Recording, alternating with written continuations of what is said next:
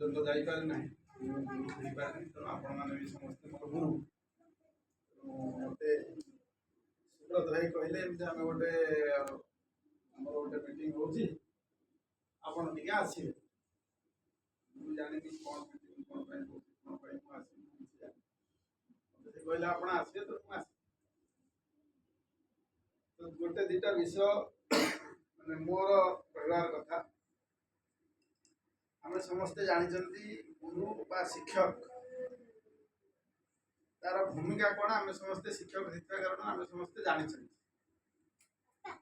ଆମର ସବୁବେଳେ କୁହାଯାଇଛି ଦୁଇଟା କଥା, ଗୋଟେ ହେଉଛି ଶିକ୍ଷା ଦାନ ଆଉ ସ୍ୱାସ୍ଥ୍ୟ ସେବା।